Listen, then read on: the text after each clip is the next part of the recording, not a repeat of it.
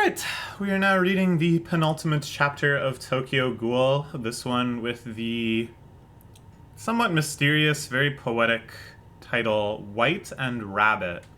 And here we see a close-up on the flowers that were in a very brief visualization that Kasuki had while talking to Furuta about the meaning and belonging that he's found in the world that this sort of symbolizes.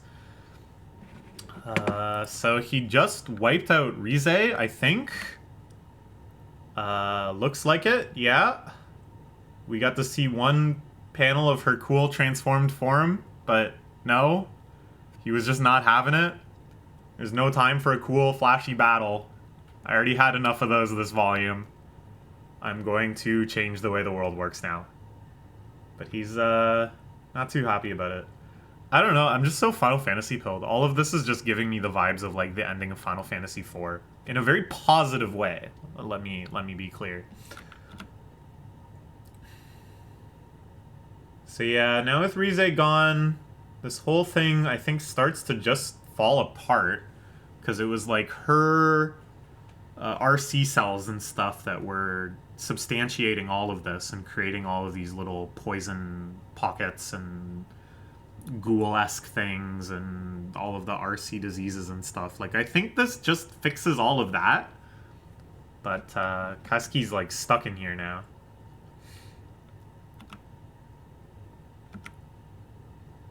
She says, always.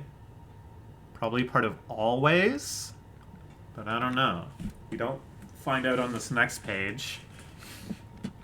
Everything moving, shaking, dissolving, falling apart. Kaneki did it. I think I just called him Kasuki, which I think was like a combination of his two names. Kaneki. It's always been very hard for me to remember the names of characters in this series. I don't know why. It's just how it is. Dragon. Our world.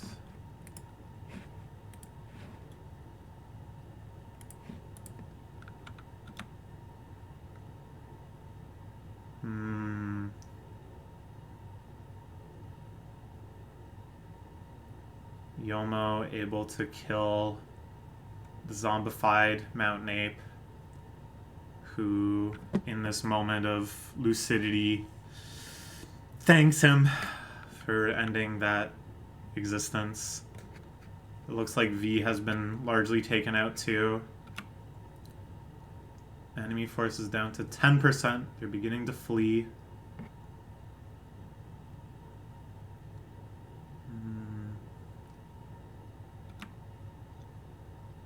Cease all engagement. Begin treating the wounded. I kind of like that V gets away a little bit. Because at the end, as I was saying before, we're left with all of these powers that were like temporarily united and maybe really genuinely did understand how much common ground they had during this whole debacle. But at the same time, like,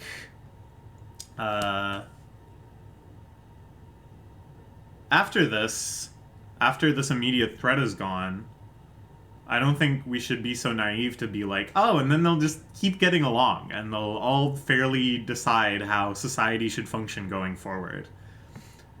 No. There's still factions. There's still vested interests. And I think V is just one of them. Like, now they're just this neutered force that still exists and is still strong in their own right. That has, you know, opinions. That has some hot takes on how society should function. And it's just yet another aspect of society going forward. Oh yeah, Ayato was back there fighting all of the RC Ghoul clone things. We haven't seen him in a while. Kaneki wiped out by a tidal wave of sludge. Poisonous, ghastly stuff, I'd imagine. Spiraling down into the darkness. What an amazingly beautiful shot. I love how this is drawn with all the swirls in the background. Like, what amazing texturing. Really pulling out all the stops at the end. And I also really have to applaud, like, more and more I'm realizing we are not going to get a super complete cohesive ending where everything about what is happening going forward is explained. That is starting to seem unlikely given the just total number of remaining pages. And even then, the author is still choosing to sacrifice opportunities for more completeness in order to give us these like very artistic spreads, you know? I think that's very admirable. That's like a strength of vision right there. That's not box ticking. That's not trying to write an ending that is going to make as many different types of people as happy as possible, but instead moving forward on your singular vision. You gotta applaud that when you see it. You gotta applaud artistry like this. Even more. Hey, Kaneki, I've been watching you all this time. Who's speaking to him? Is it Rize? Is it the vestiges of consciousness within Rize? Because she was saying something like always. Maybe trying to articulate, I've always been watching you. And here she's able to save him. Meanwhile, we cut back to poor... What was this girl's name? Neat girl. Her terrible RC tumor. Scared just waiting here. Oh, calling her Memen's wife is funny. He's scared too. Toka... Psycho, yeah. They've never really had chance to interact like this before, I guess, when, you know, all pretenses and context for conflict is gone.